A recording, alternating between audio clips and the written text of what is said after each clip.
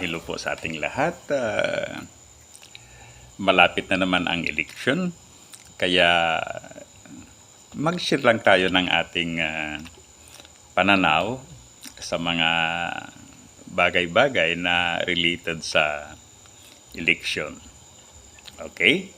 So, ilang buwan na lang, magkakaroon na naman tayo ng midterm election dito sa Pilipinas, kung saan ang mga Filipino voters ay pipili sila ng halimbawa sa Senate, 12 members ng Senate at saka 12 members sa Senado, pagkatapos some other positions downward.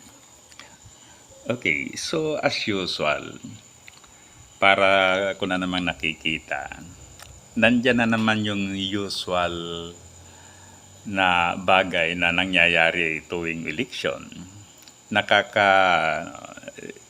It's very unfortunate sa ating mga Pilipino. Ngunit talagang nangyayari.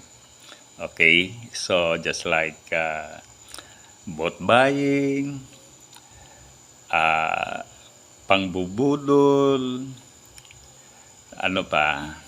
pagbibigay ng ganito, ganon for political mileage.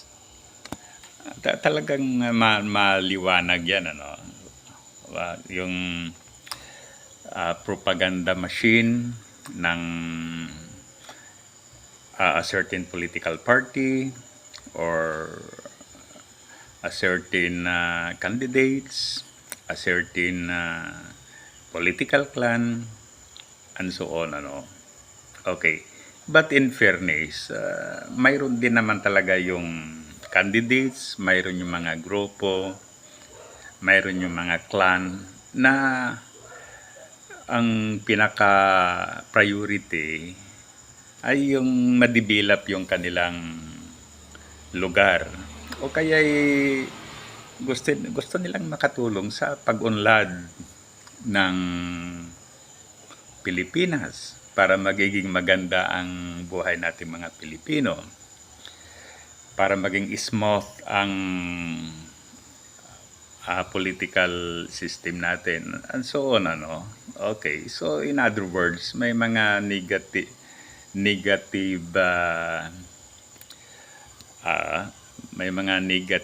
na situation, mayroon ding mga positive. Okay, so ganyan. So imagine ang isang voters, o let's say a family na bayaran, then yun, so sino ang highest bidder, yun ang iboboto. So ang resulta, mananalo yung highest bidder. Pagkatapos, ano ang maasahan natin doon sa mga nanalong candidates na talagang gumasto sila ng bonggang-bongga? Siyempre, talaga din yan, parang negosyo rin yan. You invest, you have to do something to have profit, o kaya to get back what they spent. So ganun ang situation, na nakakaawa.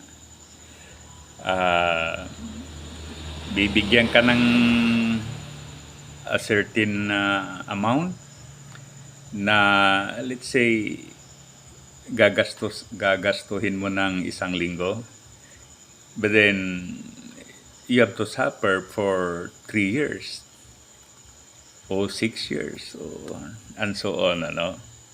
Okay, kaya sana yung mindset nating mga Filipino voters o tayong Pilipino as a nation, ipalitan na.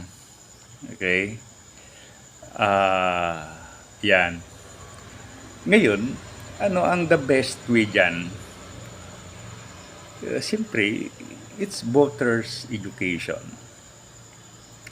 Dapat ang mga voters ay aware sila sa mga nangyayari, aware sila sa situation, para aware sila sa mga, let's say, ano yung qualification ng mga candidates, para they would be able to elect yung mga tamang tao. Lalong-lalo na dito sa atin. Why? We have a democratic system of government. Kasi maraming uri ng government. We have the democracy, the Republican. Although democracy, Republican, halos pareho na yan. Communist, socialist, and so on, ano? Okay. Ngayon, under a democratic system, sinasabi ng mga political philosophers na ang success of a democratic form of government ay depende yan sa education of the people. Kasi in a democratic system,